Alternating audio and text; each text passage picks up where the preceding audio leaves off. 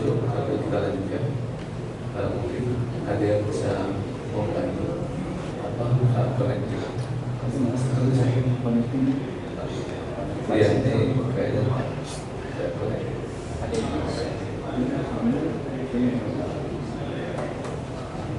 Iya, tidak masuk ya.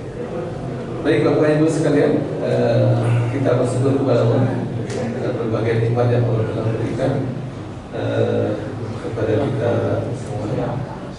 Dan saya akan mengambil satu tema terkait dengan persoalan pengelolaan tambang. Bagaimana kita harus menyikapi adanya nikmat atas tambang yang diberikan oleh Allah kepada kita semua. Jadi yang paling utama bahwa kita ini hadir di dunia ini tidak serta-merta membawa tambang. Tidak ada satu orang pun yang hadir di muka bumi ini membawa tambang. Tapi Allah menciptakan semua, menciptakan kita, menciptakan lingkungan, menciptakan kekayaan alam yang ada di bumi ini. Semua Allah yang menciptakan. Bahkan bukan juga dibawa atau diciptakan oleh nenek moyang kita, oleh orang tua kita atau orang-orang tua kita dulu. Tentu tidak.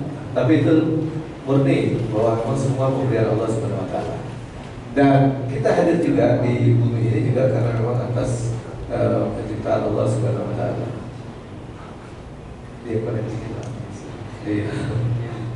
Iya, televisi. Ya, ya, jadi saya sudah siapkan materinya atau parahnya sebenarnya. Mungkin ada kendala teknis ini. Oh iya, bisa juga ya. Ya, jadi bagaimana kita bersyukur? Di Al-Quran, Allah Subhanahu wa Taala telah memberikan kita satu janji. Dan kalau janji Allah ini bukan janji yang janji para politisi ya. Ini janji Allah ini janji yang tidak pernah teringkari. Kalau janji politisi itu memang ada giu bahwa kalau berjanji jangan diingat lagi. Kalau ditagih janjinya kita buat janji yang baru. Itu paradigma politik. Dan jadi nggak usah heran kalau kita dijanjiin oleh para politisi kemudian tidak ditepati. Cara menepatinya adalah membuat janji yang baru. Nah, kalau Allah SWT memberikan warning dan sekaligus memberikan janji kepada kita, di surah Ibrahim ayat 7, Allah SWT berfirman, A'udzubillahi minasyaitonir rajim, la azidanakum la in syakartum la azidanakum wa la in kafartum inna azabi lasadid. Jadi Allah SWT berfirman dalam surah Al-Ibrahim ayat 7 itu dengan tegas bahwa Allah Subhanahu wa taala menegaskan kata la'in sakartu. Lam itu adalah arti menegaskan bahwa sesungguhnya jika kalian bersyukur maka aku akan tambah nikmat. Jadi nikmat apa saja. Dan apabila kalian ingkar atau kufur maka azab yang akan datang. Maka kalau kita terkait dengan urusan tambang, ini nikmat yang luar biasa. Tidak semua daerah, tidak semua negeri ada barang tambangnya. Ada nikmat apa yang Allah berikan. Tetapi hanya daerah-daerah tertentu saja yang ada nikmat tambang. Nah, ini yang perlu kita syukuri. Dari ayat tersebut menegaskan kepada kita bahwa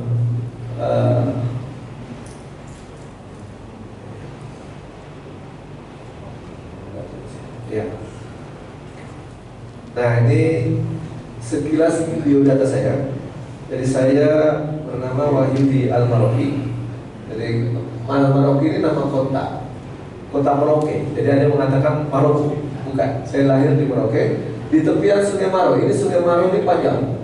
Nah, di ujungnya itu laut langsung di sana. Nah, itu Sungai Maro. Nah, kemudian orang mengatakan kalau di Papua itu kan bicara suka dibolak-balik. Mau kemana? Ke Maro. Jadi ke Maro maksudnya ke kota Maro. Jadi akhirnya disebut kota Merauke. Jadi setelah kota Merauke itu dari Sabang sampai Merauke ada di sini. Jadi saya ada di sini. Kalau ditanya kenapa saya tidak gelap? Kan biasa orang yang dari timur gelap. Kalau dijawab serius agak sulit. Jadi jawabannya agak ringan saja. Kalau kita tanya orang Papua, kenapa kakak gelap? Karena matahari terbit dari sana. Jadi kalau terbitnya dari barat, berarti orang-orang barat yang gelap gitu. Jadi kita tidak usah memusalkan itu. Nah ini saya dilahirkan di tepian Sungai Maro ini, jadi di tepian Sungai Maro. Nah ini tempat kapal itu tempat mengisi bahan bakar dan seterusnya. Nah, sekilas pendidikan saya dari SD sampai SMA di Merauke, kemudian saya melanjutkan ke STPDN tahun 92, lanjut ke IP Jakarta 98 dan mengambil magister di IP juga sebenarnya dari besar. Dan kemudian melanjutkan menjadi dosen di PDN, tetapi karena banyak agenda di luar, sekarang saya menjadi konsultan pemerintahan dan sekaligus sebagai direktur Pampers itu. Ini sekilas perkenalan. Nah ini yang akan kita bahas, mungkin akan kita bahas cepat-cepat karena waktunya kita hanya jam sampai jam 1 ya. Ya.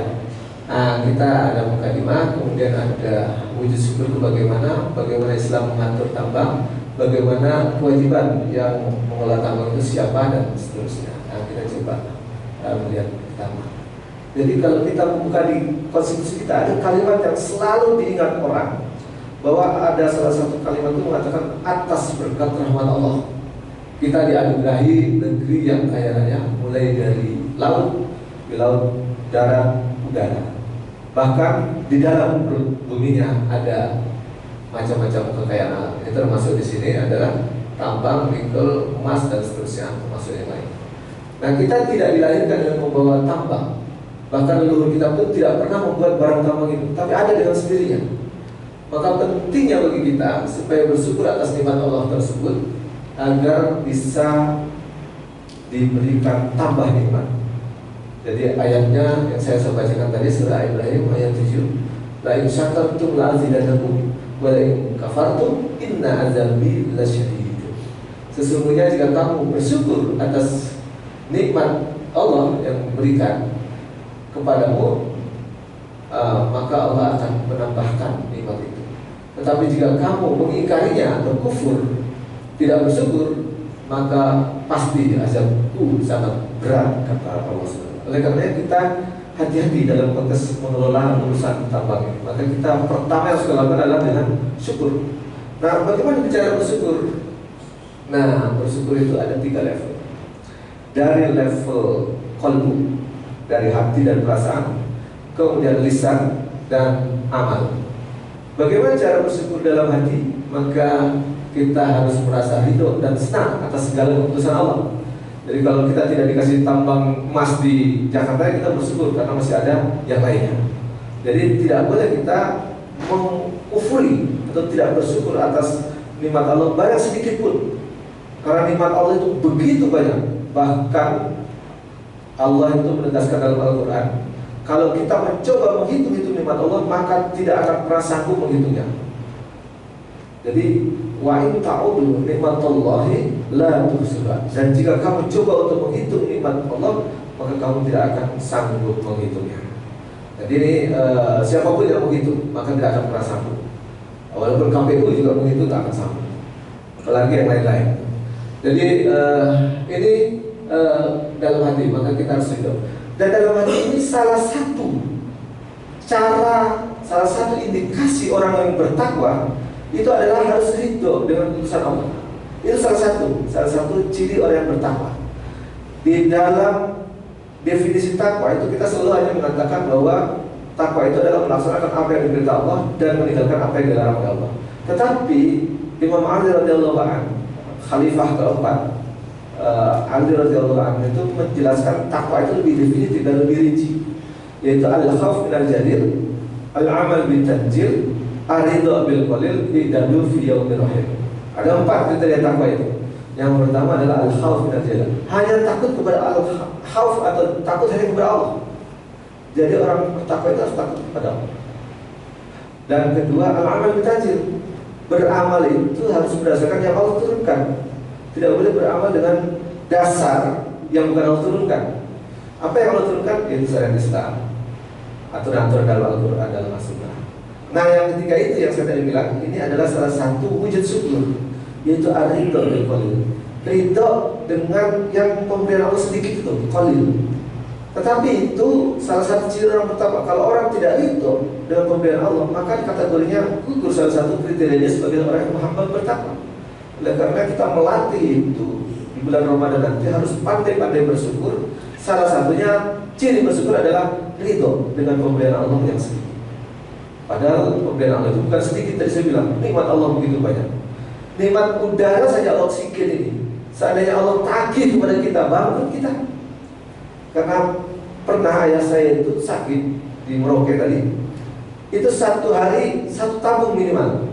Harganya berapa? Bisa sekitar 400.000. Satu tabung oksigen yang begini berdiri 400.000. Nah kalau satu hari 400.000 untuk bernapas berhari-hari, apalagi bertahun-tahun, bangkrut kita. Kalau ditagih oleh Allah, itu makanya kita harus pandai bersyukur. Salah satunya ridho. Itu salah satu menandakan ciri orang yang bertakwa. Yang kedua, wujud syukur itu dengan lisan atau ucapan. Ucapan yang paling sering harus kita lakukan adalah alhamdulillah. Segala puji bagi Allah. Jadi tidak boleh memuji-muji yang lain.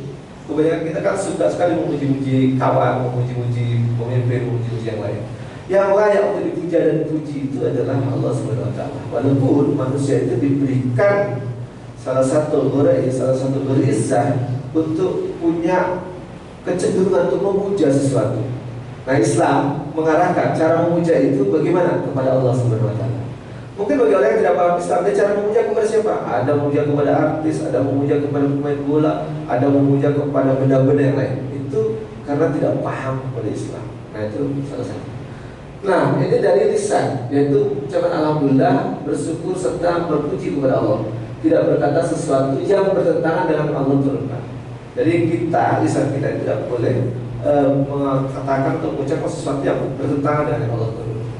Nah, yang ketiga, wujud syukur itu adalah amal, yaitu menjauhi amal yang dilarang oleh Allah dan memanfaatkan nikmat, apapun nikmat yang Allah berikan kepada kita, dimanfaatkan untuk taat kepada Allah SWT sesuai dengan peruntukannya. Jadi semua nikmat yang kita peroleh dari Allah SWT harus digunakan untuk ketaatan kepada Allah, dengan ibadah, dengan sedekah, dan macam-macam. Itu wujud ketaatan.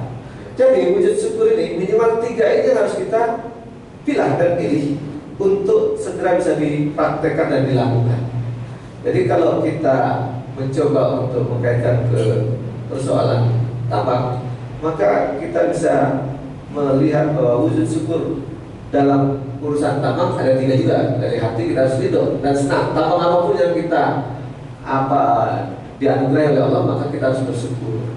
Tidak dirusak, diatur dan digunakan tidak bertentangan dengan aturan yang Allah turunkan.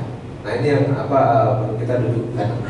Kemudian lisan, dia selalu berucap alhamdulillah serta puji-pujian dan seterusnya. Kemudian amal, tidak merusak lingkungan dan tambang, mengelola dan memanfaatkan tambang sesuai aturan yang Allah turunkan. Apa yang aturan yang Allah turunkan? Al-Quran dan Sunnah, yang kemudian disebut dengan syariat Islam. Al-Quran diturunkan oleh Allah. Bagaimana mengamalkan Al-Quran dicontohkan oleh Rasulullah Muhammad SAW dengan yang akhirnya disebut dengan Sunnah.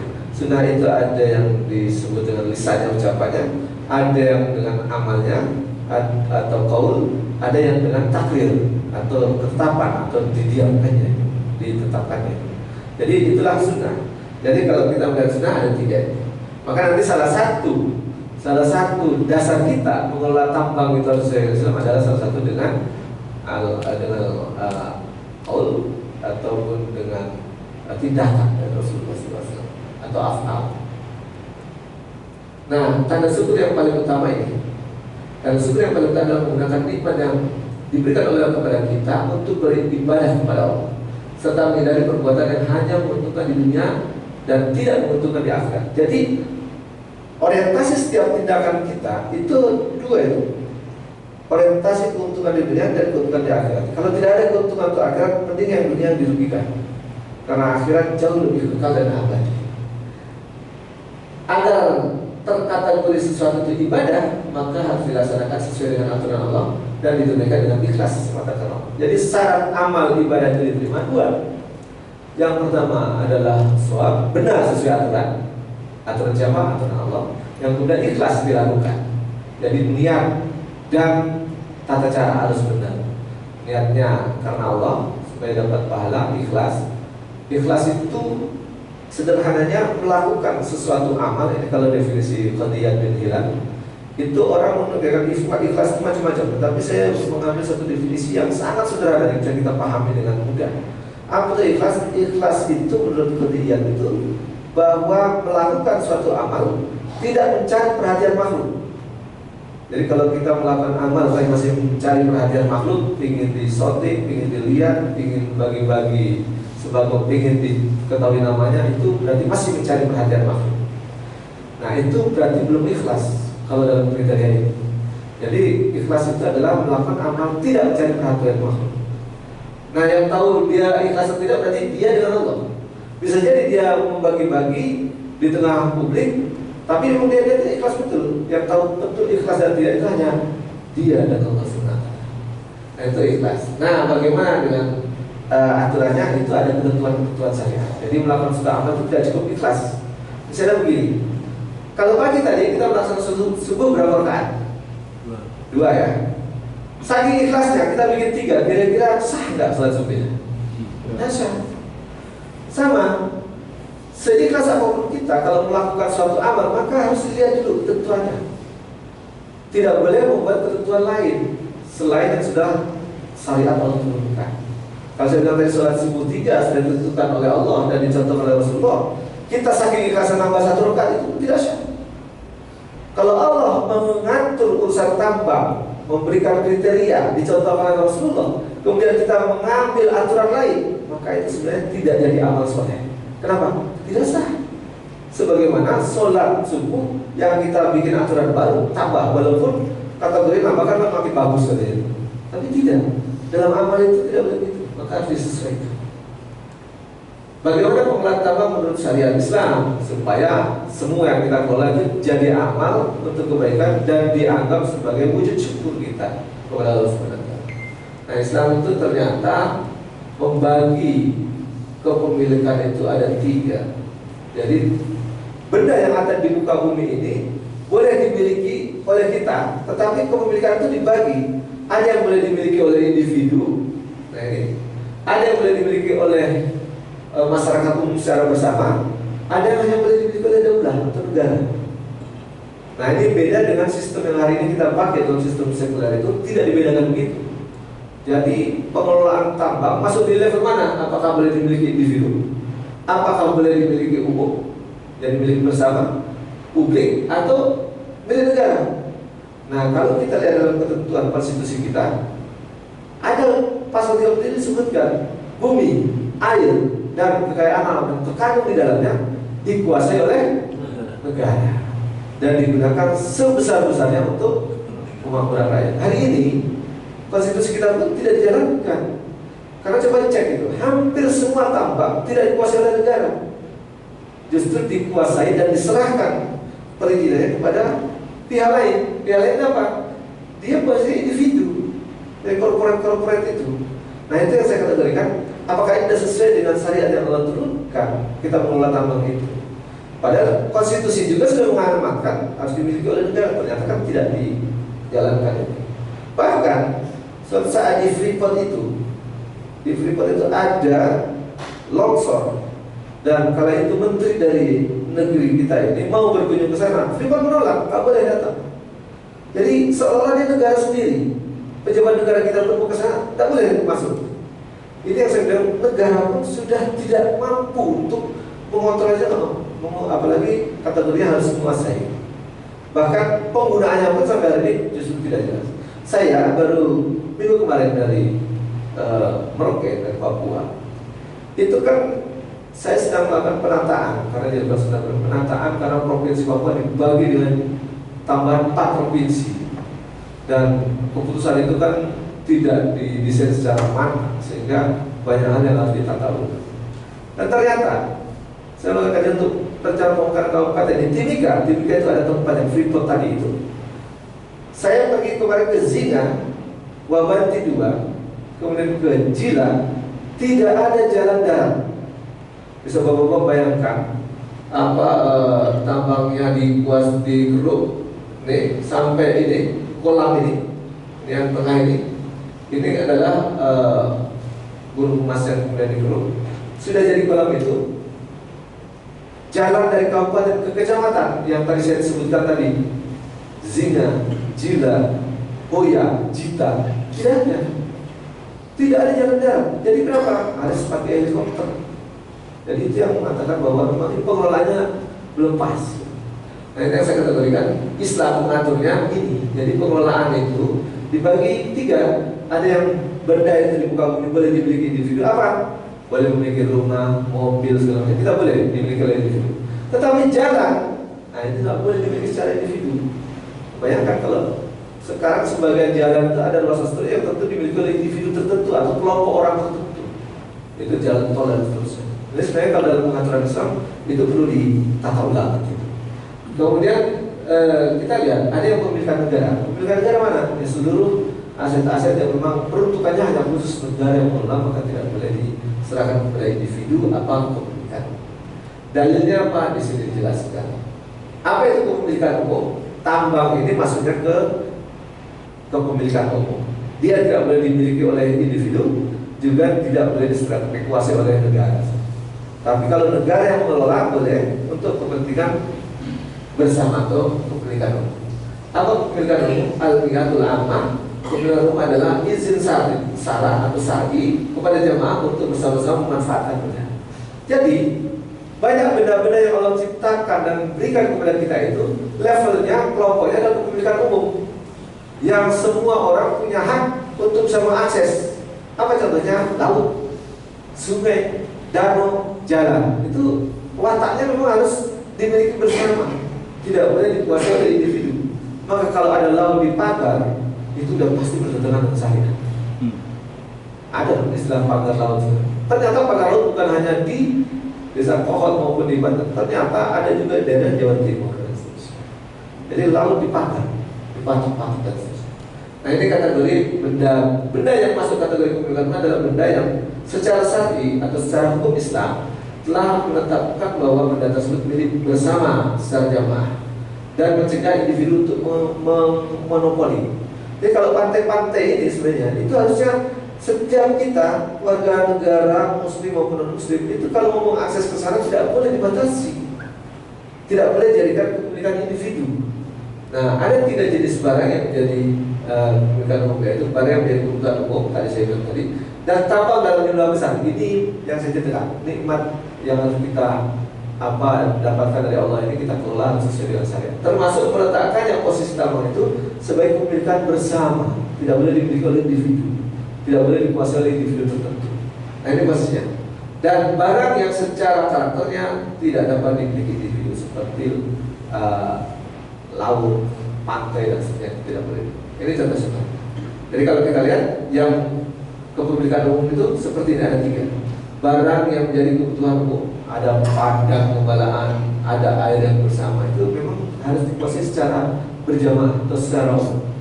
Dan juga tambang yang dalam jumlah besar seperti lepas pantai sana, gunung di Freeport nih. Nah, ini juga harus dikelola secara bersama. Oleh siapa yang mengelola? Negara. Dan barang yang secara karakternya memang tidak bisa dimiliki oleh individu karena memang kebutuhan bersama. Itulah bendungan, jalan yang bisa diakses oleh semua individu. Nah, ini kepemilikan umum. Nah, tambang itu ada di situ.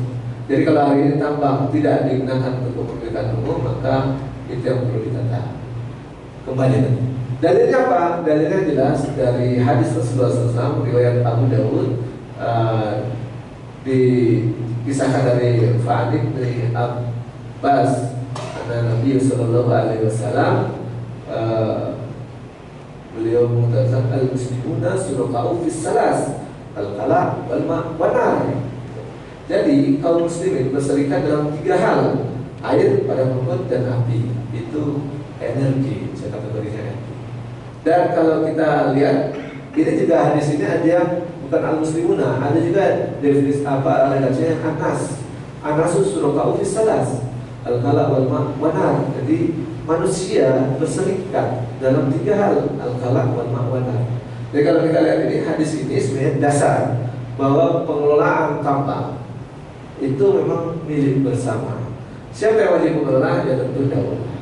Nah ini kalau memilikannya saja sudah tidak boleh individu, maka kalau individu menjual itu menjadi barang yang haram untuk dijual belikan. Nah kalau milik umum ada yang disebut fasilitas umum.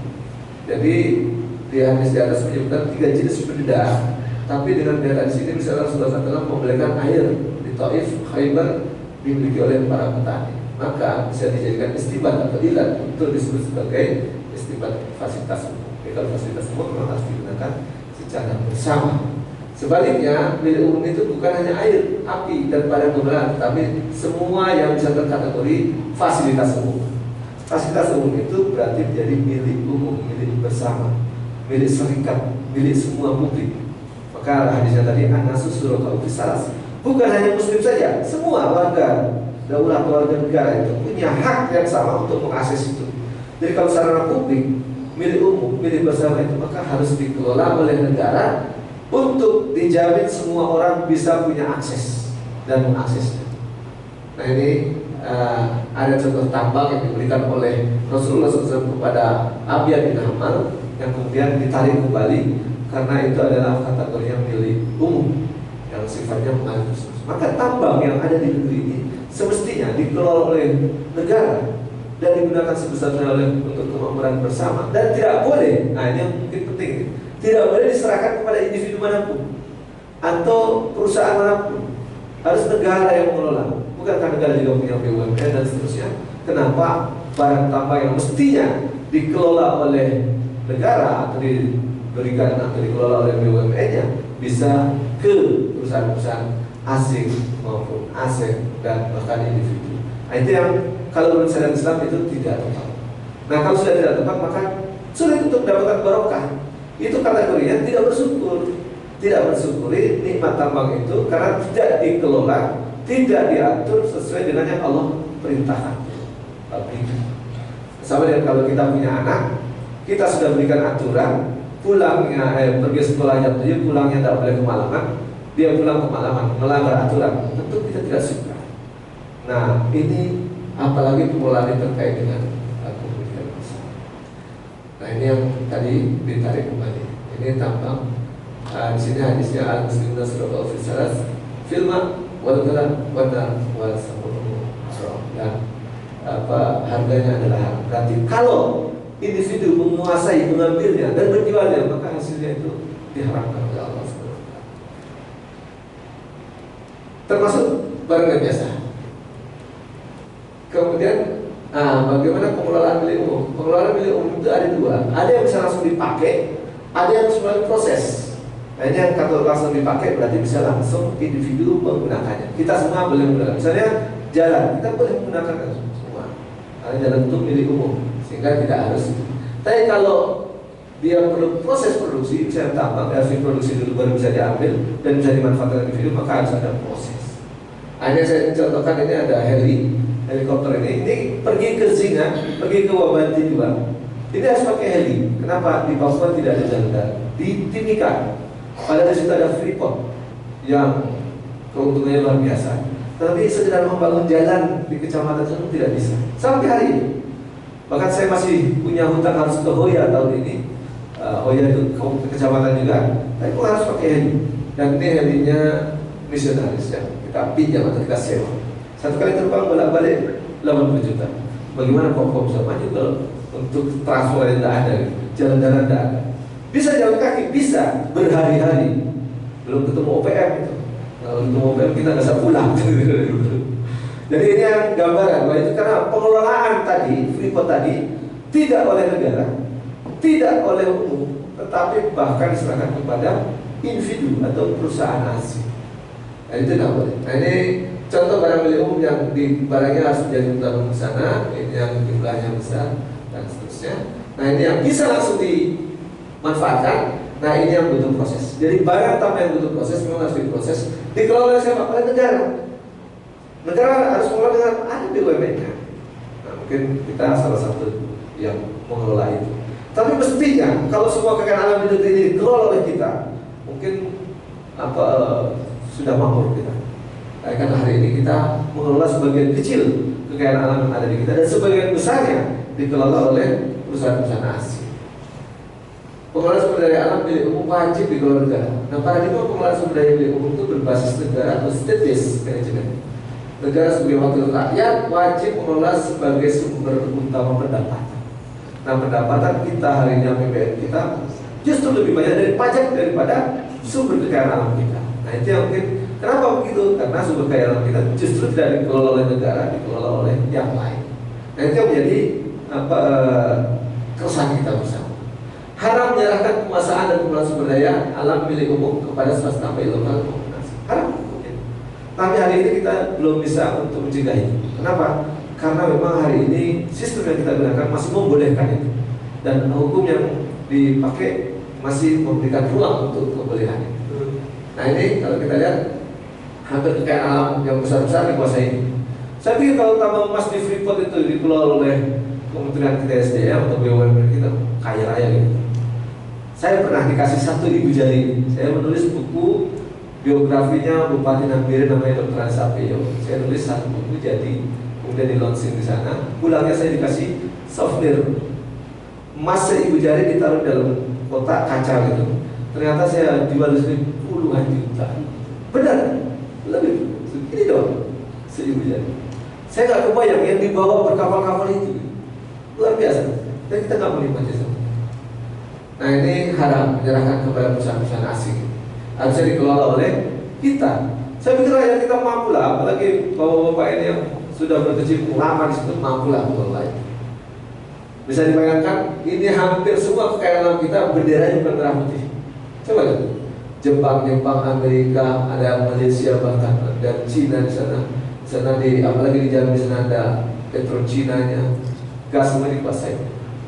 Dan seterusnya. Nah, ini yang harusnya kita punya kesadaran baru, mengingatkan pejabat-pejabat kita bahwa kita itu punya ketentuan dari Allah Subhanahu Wa Taala untuk bisa bersyukur punya takwa. Cara mulanya kita harus sesuai aturan yang Allah turunkan. Bagaimana menurunkan aturan tadi?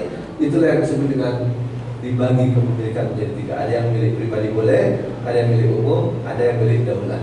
Nah, daulah fungsinya atau negara untuk mengurus. Nah, inilah manajemen yang perlu dilakukan dalam sistem Islam. Nah, Islam itu mengaturnya begini.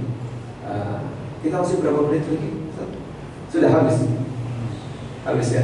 Nah, baik, ini saya pikir saya akan review sedikit saja bahwa di sini ada regulator, ada pelaku. Negara itu sebagai regulator. Kalau dalam Islam regulator siapa? Khalifah sebagai kepala negara yang menetapkan hukum dan perundang-undangan, mengistibat dari atau mengambil dari. Kemudian pelakunya apa siapa? Dewan Kepemilikan Umum. Nah, kalau mungkin di sini sejenis BUMN-nya lah, kira-kira gitu. Nah, di situ ada bagian Baitul Mal, ada bagian usaha milik negara dan seterusnya. Di sini kegiatan usahanya macam-macam, ada riset, eksplorasi, pengolahan, distribusi. Di sinilah yang mestinya rakyat kita yang 200 juta lebih 270 juta itu mestinya punya akses, punya kepemilikan bersama, bisa menikmati bersama hasil yang Allah berikan kepada kita, nikmat yang Allah berikan kepada kita. Dan seterusnya, mudah-mudahan nanti kita bisa detailkan lebih dahulu ini kalau dibahas agak panjang.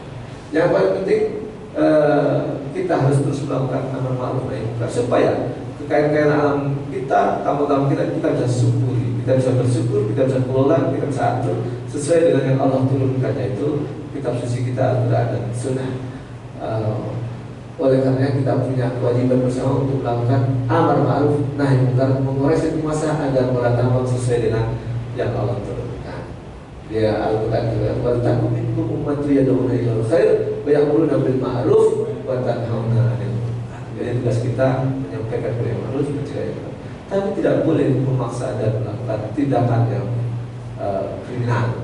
Jadi kita harus melakukan penyadaran.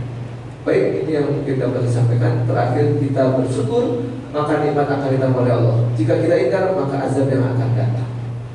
Tambang salah mengelola, azab yang datang. Bukan pernah kita menyedot tiba-tiba lumpur yang keluar. Syukur nikmat tambang dengan dikelola dengan syariat adalah hidup barokah, jauh dari musibah. Apa manfaatnya dan bahagianya kalau kita dapatkan tambang kaya raya tapi penuh dengan bencana? Habis waktu kita, tenaga kita hanya untuk membangun kembali. Nah, setelah itu bencana lagi. Jadi apalah yang kaya raya dengan tambang tapi jauh dari barokah. Nah, hidup itu harus penuh dengan barokah. Baik, ini yang dapat saya sampaikan. Kurang lebihnya mohon maaf. satu closing dari saya bahwa kita harus selalu bersyukur, bukan hanya soal tambang, tapi seluruh aktivitas kita, seluruh nikmat yang Allah berikan harus bersyukur. Dan wujud syukur ada tiga, dengan qaul, dengan ucapan, dengan tasdik di hati, dan juga dengan amal. Nah ini yang perlu kita lakukan. Tinggal dipilih-pilih dan terima kasih. Wassalamualaikum warahmatullahi wabarakatuh. Waalaikumsalam warahmatullahi wabarakatuh. Alhamdulillah sangat berkesan dan menarik sekali pembicaraan hari ini tentang bersyukur atas nikmat tambang. Mungkin sebelum diakhiri, Bapak Ibu ada yang mau menambahkan atau bertanya terkait kajian hari ini?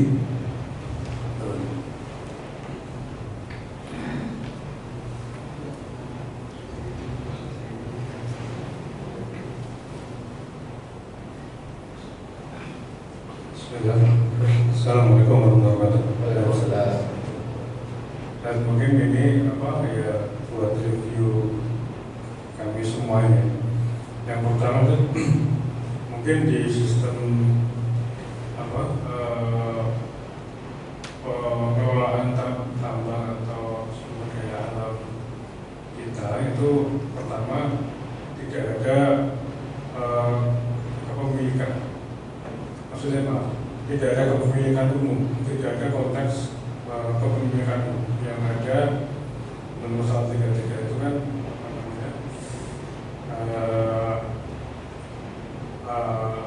dikelola, pengelolaannya oleh pemerintah negara sebesar-besarnya untuk pengelolaannya, sehingga yang dilakukan oleh istilahnya peraturan atau kebijakan yang diturunkan dari pasal 33 Undang-Undang Dasar itu sifatnya adalah kerjasama.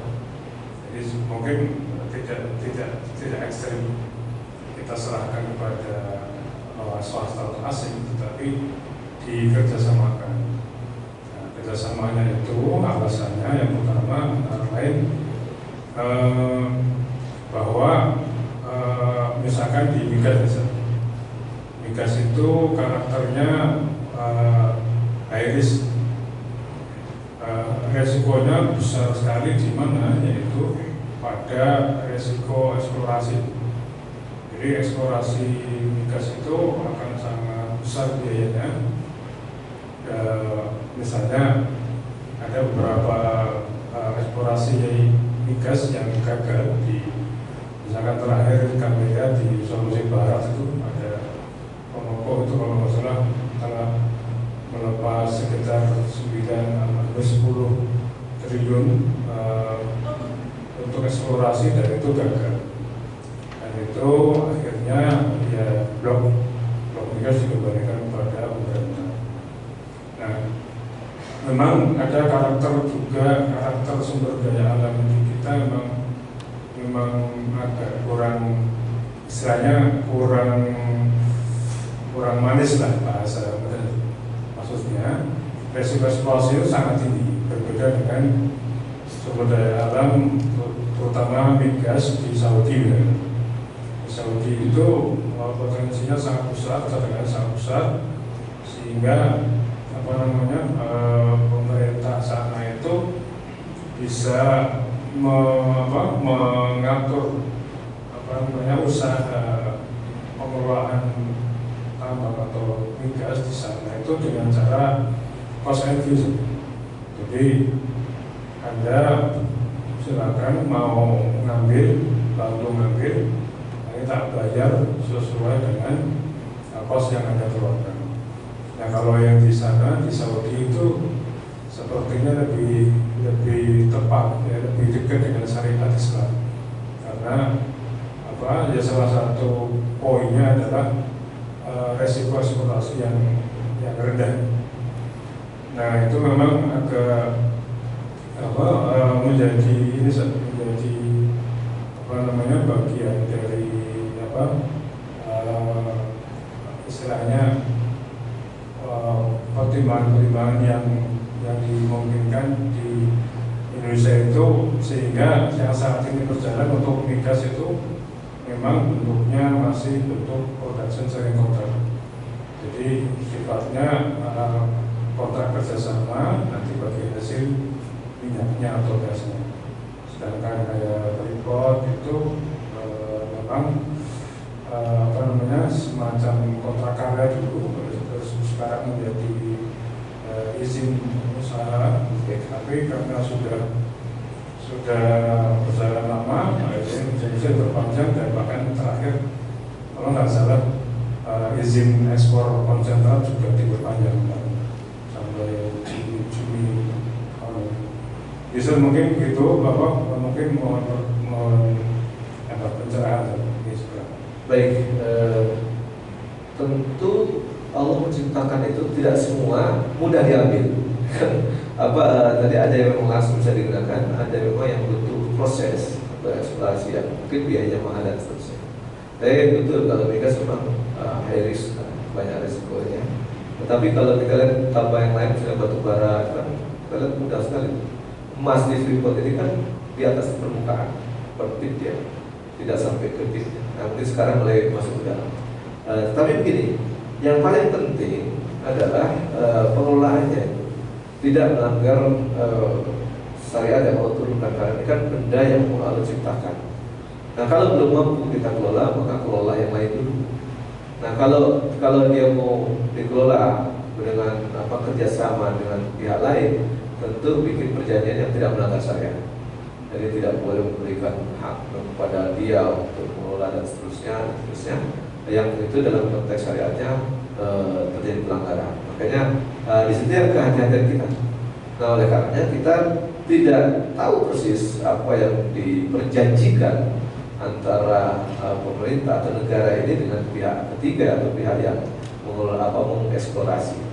Nah, walaupun mungkin di publik kita tahu ada beberapa item atau poin-poin yang dimunculkan, tapi kan kita tidak tahu di belakangnya ada macam-macam tambahan yang ada dan seterusnya.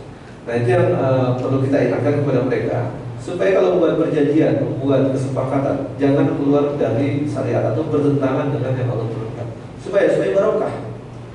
Kan kita tidak tahu, udah kelihatannya susah, resiko yang tinggi, ternyata mudah kalau Allah berkehendak.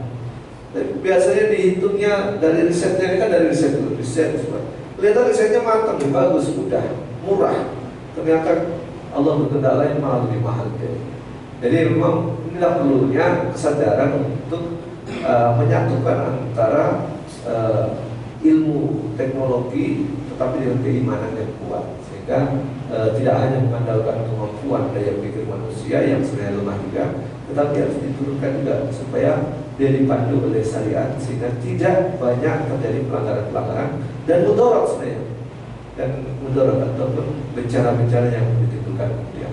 Oleh karenanya menurut saya bahwa apa yang sudah dilakukan hari ini ya tentu tinggal kita dudukkan kembali, ingatkan kembali bahwa dicek aja kembali bahwa apakah selama ini pemberian itu sudah sesuai dengan syariat Islam, sesuai dengan yang Allah turunkan, atau justru terjadi perbedaan atau pelanggaran-pelanggaran yang terjadi. Persoalan ada risiko dan seterusnya, justru disitulah ketawakalan kita bahwa setelah berikhtiar dengan maksimal, dengan perhitungan yang matang, dengan kajian eksplorasi itu yang kita itu dengan matang, ya tentu tinggal berharap kepada Allah supaya itu bisa berjalan dengan baik. Yang bisa menentukan ada musibah dan tidak itu bukan kita sendiri, Allah Subhanahu Wa Taala. Jadi mungkin itu yang bisa kita ingatkan kepada seluruh pemilik kewenangan yang sedang mengelola atau memegang kewenangan terkait urusan tambang dan seterusnya, bahkan urusan negeri ini, ya kita ingatkan supaya jangan jauh-jauh lah melenceng dari yang Allah turunkan.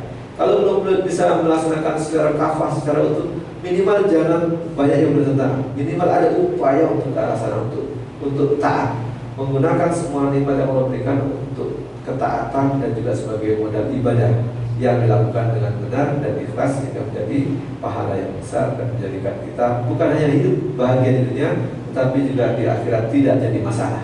Jangan sampai hidup di dunia bahagia sebentar, di akhirat ternyata yang kita lakukan ini banyak pelanggaran, tidak sesuai syariat, justru di akhirat disidangkan kita bahwa ternyata itu keliru dan tidak sesuai dengan yang Allah turunkan, terjadi pelanggaran-pelanggaran yang lain. Mending di dunia kita agak-agak susah-susah sedikit mengikuti syariat, tetapi setidaknya di akhirat kita bisa selamat. Demikian, terima kasih. Assalamualaikum warahmatullahi wabarakatuh. Waalaikumsalam warahmatullahi wabarakatuh. Mudah-mudahan kajian hari ini bisa bermanfaat bagi kita semua. Dan untuk poin materi bisa jamaah lihat di grup Masjid Al-Ikhlas untuk bisa lebih mempelajari dan memahami kembali. Dan kita tutup dengan doa bertematis Subhanakallahumma wa bihamdika asyhadu an la ilaha illa anta astaghfiruka wa atubu ilaik. Terima kasih. Assalamualaikum warahmatullahi wabarakatuh.